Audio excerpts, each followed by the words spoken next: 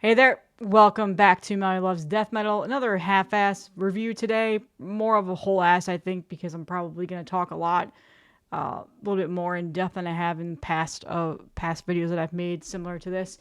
But on November 1st, an album came out on 20 Bucks Spin. Yes, we're talking about another 20 Bucks Spin release. No, I'm not sponsored by them, although that'd be kind of cool. But, it is what it is. But anyway, this is a release that took me by surprise. I'm not gonna lie to you. I did not have this on pre-order right away. When it first was announced, I kind of was just like skated over it. Wasn't in the mood. Didn't really. It's like, okay, this is gonna be like the first 20 buck spin release that I don't buy immediately. That I might need to hear first before I decide to buy it, which has not happened at all this year.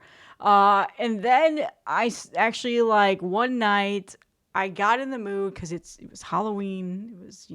Halloween was coming up. It was 2 weeks away, and I pulled out my Typo Negative CDs, which you can see kind of back there. My microphone's covering over it.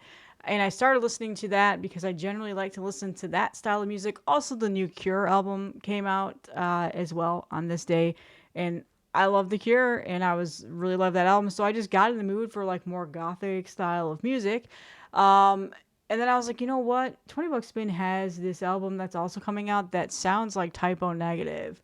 So I went over to Bandcamp and I listened to the singles, and I was like, yeah, I'm digging this. This sounds really good. I really like this. It's different. It's not something that I generally listen to all the time, but it's a different release that they're putting out. So I pre-ordered it. And then as I'm listening to it, I started to think to myself, okay, this is some mysterious person who did this project. They're not saying who it is. Um, and we started to think about like how it sounded similar to Spirit Adrift, just a little bit. And I was thinking to myself, is this Nate Garrett? Like, is this who this is? And then, sure enough, on Halloween, he did a video on his YouTube channel, Big Riff Energy, which is one of my favorite YouTube channels. I watch it all the time. He actually just had Eternal on, which is an awesome death metal band out of Arizona. I've been talking about their album several times on here. One of the best death metal albums to come out this year. Go check out the video; it's awesome. And so yeah, it's him. It's Nate Garrett. He came out. He talked all about this album, and obviously based on the title, you know exactly what I'm talking about. Is Neon Nightmare, Faded Dreams, or Faded Dream Mama, not Dreams. So yeah, it's Nate Garrett, and he went in extensively into detail about this album, about writing it, his influences, why he wrote it. Yes, it's meant to sound like Typo Negative. It's a total Typo Negative worship album. Like, just, it was a really, really good video. He even, combated trolls and talked about negative reviews and how he treats that as a musician and an artist and stuff like that. It was really, really cool because you don't generally, a lot of times you don't get that kind of backstory or insight into a project like this where there's like secrecy around it for a while there. And I really enjoyed that transparency that he did. And that essentially made me feel like kind of a fangirl because I immediately got excited that it was him because I really love what he has done with Spirit Adrift. I know I've talked about them years ago on here when I first started buying their albums. Their first release was on 20 Bucks Spin, and that immediately was where I learned of who Gatecreeper was because he once was in that band too. So there's a connection there. But he's always just been somebody who I've really respected in regards to the metal scene with how he writes his music, the way it's written, the riffs, just the overall emotion it makes me feel when I'm listening to those albums. I really love that band and the albums that he's put out. Just, he's got a really good sense of guitar work. He's a phenomenal guitarist. I think he's a phenomenal songwriter just as a whole.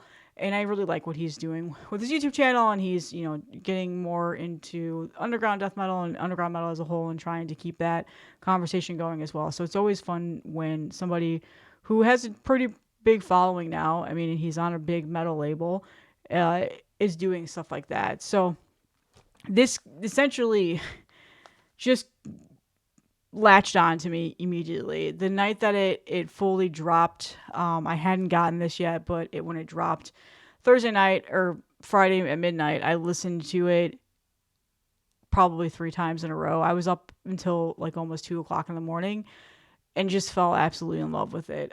Before I get really in detail about the music, I'll show you the vinyl, talk about the artwork here. This is not AI art. He talks very extensively about the artist that he chose for this, the overall theme of it, and just how much he loves the art. And I agree. I think it's great artwork to the point of where I bought a t-shirt and a long sleeve t-shirt because, again, I'm completely hooked. And then the back of the vinyl there. My camera sucks, but yeah, there's a lot of awesome detail into it. So, and then you get a printed gatefold sheet here of lyrics. There's his blurred face there. Here's the lyrics of it. And then this actually is some images back here. So the artist is somebody who I actually was not too familiar with, but now that I know of this, I've gone back and looked into a lot of stuff that he's worked on, and it is David Seidman. So yeah, I'm gonna link in the description the video that he talked about this in his channel. If you're not subscribed, you should. Blue, there we go. Blue flooding. I just, again, little tiny details that they do with their pressings that I really enjoy.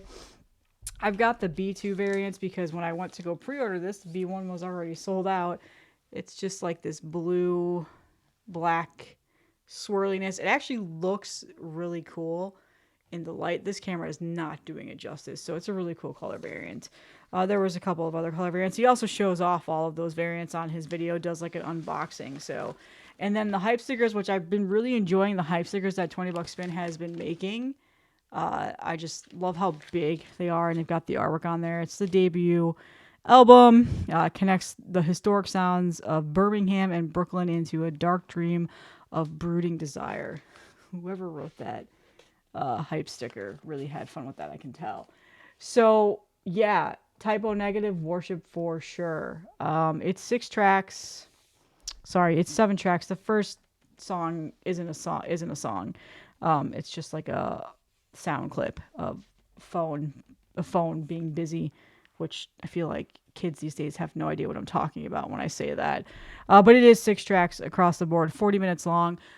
Ideally, I always say that's like the sweet spot in terms of music. But for this particular album, would have been awesome if there was like maybe 2 more tracks added to this. And that's only just because I really want more. That's it. That's the only reason why. Not that I think it's too short, but I just would love to hear more.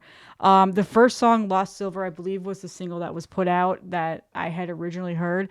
And my God, there are moments on this album where he really does sound like Peter Steele. Like a modern day, if Peter Steele were still alive, probably would be what he sounds like. Just, it gave me chills when I first heard it.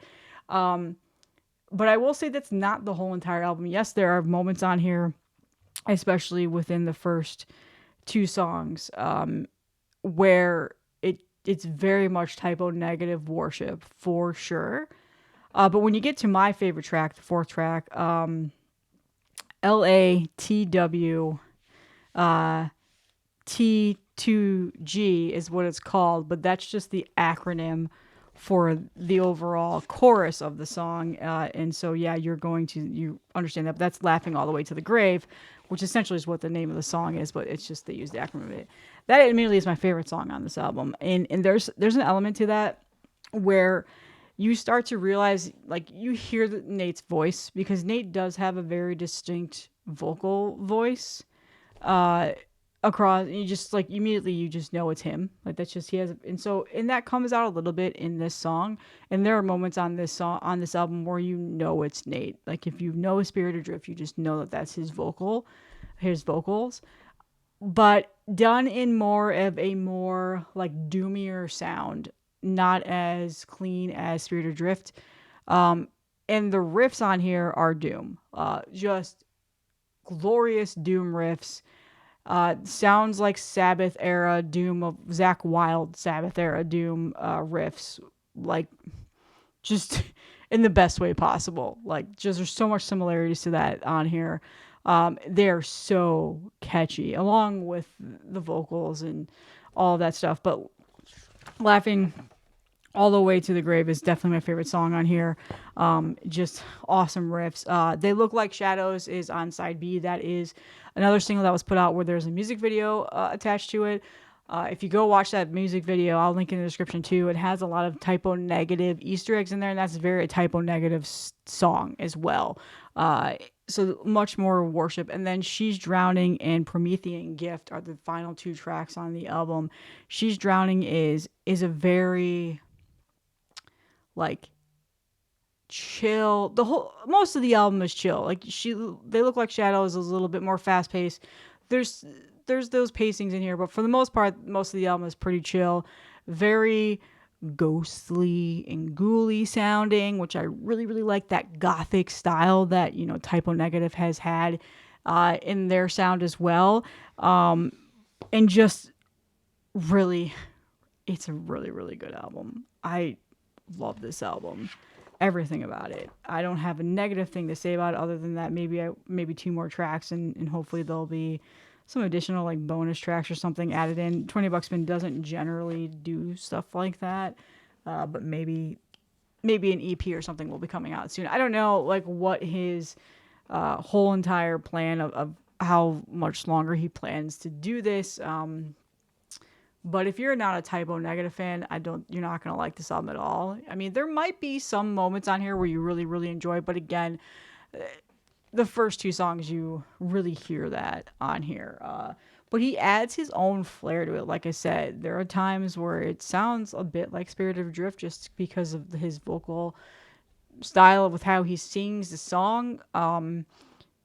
But also there's those doomier elements that have very much I call Zach Sabbath because it's Zach Wild. Like he really plays like those heavy, chunky style of doomy riffs that Zach Wild would do, and almost like the tone of the guitar is almost similar too. And I'm a huge Zach Wild fan, so I really love that. So it's a different album. It's a lot different than what I've been listening to for the most part of the year, which has just been death metal, like death metal. And then we get this, and the one thing that I absolutely love about this album is that it really brought me back to my childhood. The first time I ever heard Typo Negative, and the first time I ever really fell in love with that like gothic and that doomy style of music. There were days where October Rust was just in my CD player for weeks and weeks and weeks, and even Bloody Kisses. Like those are the two. And then today, like I pulled them off the shelf there. I've got like a little box set of all the CDs and listened to them. And now I'm just like, man, I really wish I had never sold my vinyl records of them because I do really love those albums. And it just really brought me back to the moment I first found out about that band. And the moment I first ever listened to them, and just carrying on like that style of music and that legacy. It hasn't really been done, and if it has, really call it out in the comments because I've never been able to find any band that does that. So there was a lot of cathartic feelings with this, just a lot of nostalgia that came back and made me just absolutely fall in love with this album. I love it. I love it a lot, and it really has it's brought a lot of happiness to me, even though it's not a very happy album. When you read the lyrics and you understand like the meanings of the songs and stuff, but just that childhood memory and again that nostalgia, it brings me back to a time that just really like makes me realize how much music can really make you feel and make you happy, and just how powerful it can be, and all that cheesy garbage that the metalheads of the dirgy metalheads that don't like clean music or anything else are probably just vomiting over right now and screaming how much I'm a fucking poser at their camera. I posted this on Instagram today and said album of the year because I don't think that anything is going to top this other than, in regards to metal music. I have a favorite death metal album and I have a favorite black metal album that I don't think have really changed throughout the whole entire year. But in regards to just everything that I listen to right now, like this is my favorite album at the moment. I am obsessed with it. I've spun it so many times. I was super happy and excited when I finally got the vinyl record yesterday. I wanted to record a video right then and there, but I couldn't because I was just busy and I was working and I didn't have any time to do it. So yeah, I love this album. It's not for everybody. I totally get it. It's not a death metal album, and people tend to get really upset when I don't talk about essential death metal, because that's this channel, but it is metal and it is nostalgia, and it makes me want more. I'm actually start diving into finding a little bit more similar bands, because it's not really a path that I go down very often. But again, it's leaving me wanting more. Also, the Cure album. It's a great album. I'm not going to talk about that on here though. So, yeah, Neon Nightmare, Faded Dream, $20 Spain. It's available now. CDs, tapes, vinyl. I think there's still a couple vinyl variants left. I'm pretty sure B1 sold out. T-shirts of this awesome artwork. I really, really like this artwork. Definitely a very fitting Halloween album for sure. But now that we're coming into the season of darkness, we just had daylight savings here in the U.S., so it's getting darker out sooner. This is just, it's just really scratching that itch of having that darker style of music to listen to. So, check it out. Like I said, it's not for everybody. I don't expect everybody to love it. But I love talking about music that that I actually love, like really love. Like it's one of the things I love. Like I have to love a lot.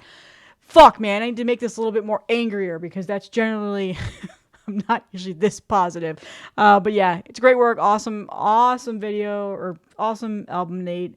Also awesome YouTube channel. So like I said, I'll link all of his stuff. If you haven't ever watched it, you should, because he doesn't just talk about Spirited Drift. He's very much in the scene. He's a collector himself too. So awesome stuff. That's all I have today. I will see you guys in the next one.